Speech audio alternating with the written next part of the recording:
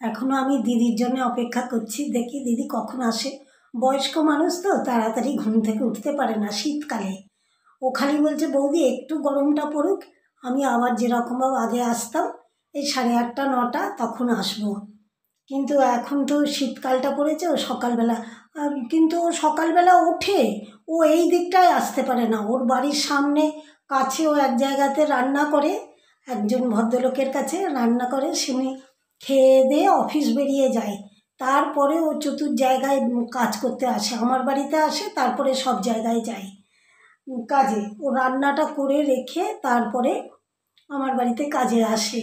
তাই আমি দিদিকে বলি যে দিদি তোমার যদি সেরকমভাবে হয়, অসুবিধা হয় শীতকালটা, তুমি দেরি করেই আসো, আমার অসুবিধা হবে না তাতে। সেই জন্যে বলেছি বলে এখানে দিদি বেলা করেই আসে কাজে। তবে একটাই কি আমাদের দিদির গুণ আছে, যে কামাই করে না একদম। আর কামাই করলে বলে করে, কিন্তু ওই যে ওর মেয়েকে পাঠালে অসুবিধা হয়ে যায়। ওর মেয়ে ভাবে আমি যাব, আর মেয়ে ভাবে মা গেছে, আর মা ভাবে মেয়ে গেছে, মেয়ে এসেছে কাজ করতে। ওই জন্যে দিদিকে বলি দিদি যে কোনো একজন এসো, হয় তুমি এসো নাহলে তোমার মেয়ে আসুক, ওই দুজনে মিলে কনফিউশন। হ্যাঁ, তুমি বলবে মেয়েকে যেতে, মেয়ে আসবে না, আর মেয়ে বলবে মাকে আসতে, মা আসবে না। দুজনে মিলে মা ভাববে মেয়ে গেছে, আর মেয়ে ভাববে মা গেছে কাজ করতে। এই কনফিউশনটা আমার খুব অসুবিধা হয়। তুমি বরঞ্চ তুমি এসো, তোমার মেয়েকে পাঠিও না, কারণ ও অনেক ভোরবেলা যদি আসে, কিন্তু শীতকালে বেশি ভোরবেলা কাজে এলে আমার অসুবিধা হয় উঠতে। ও আবার অনেক ভোরবেলা কাজে আসে, অত ভোরবেলা শীতকালে কাজে এলে আমার খুব অসুবিধে। আমি তো 7:30 7:30টার আগে আমি ঘুম থেকে উঠতেই পারি না, আর ও মেয়ে এলে 6টা 6:30টায় আসবে। তাই না, অত সকালবেলা শীতকালে ওই অত খুব শীত তখন, একদম প্রচণ্ড। তখন বলছে ওই মেয়ে আসবে 6টা 6:30টায়। আমি বলছি না না, আমি উঠতে পারবো না। ওরে বাবা, ও মেয়ে, তোমার মেয়ে 6টা 6:30 ভোরবেলা ওই শীতকালে পৌষ মাসে ওই লেপ কম্বল ছেড়ে আমি উঠতে পারবো না দিদিকে। ওই জন্য দিদিকে বলেছি তুমি ওর কাজ সেরে রান্না বান্নাটা সেরে লোকটার তুমি আসবে, এসে আমার বাড়ির কাজটা করবে। ওই একে ওকে তাকে দিয়ে আমার হবে না কাজ। তোমার মেয়ে তো একদম পারবে না, আর দিদির মেয়ে ভীষণ মোটা, ও কাজ করতে পারে না। হচ্ছে আমাদের খাটের নিচে ঢুকে গোটাটা ঝাঁট দেবে, মুছবে, ও পারে না একদম করতে। ওই জন্যই দিদিকে বলি যে দিদি তুমি এসো, তোমার মেয়েকে পাঠাতে হবে না, তোমার মেয়ে ঠিক মতো কাজ করতে পারে না, আমারও অসুবিধা হয়।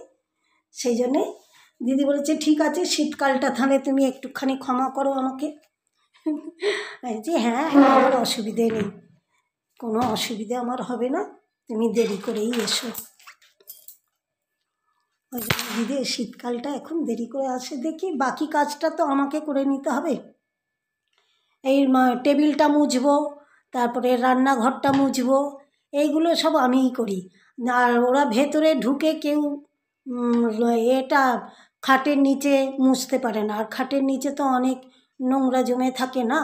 আমার আবার বাই আছে, হচ্ছে বাসি সগড়ি, এগুলোর আমার অনেক বাই আছে।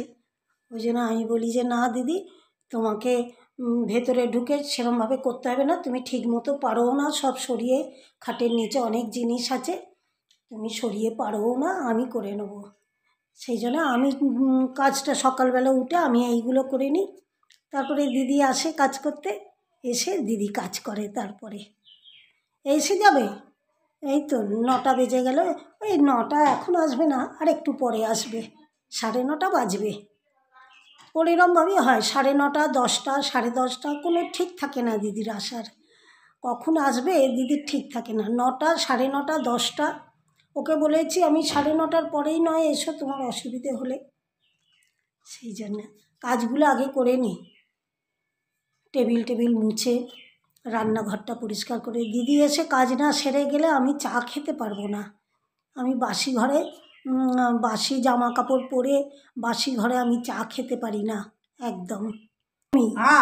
আমি তো মাঝে মাঝে আমার কোথাও যাওয়ার থাকলে আমি তো তোমার দেরি হয় আসতে বলে আমি এই দালানটা আর আমার ঘরটা আমি ঝাঁট দিয়ে রাখি।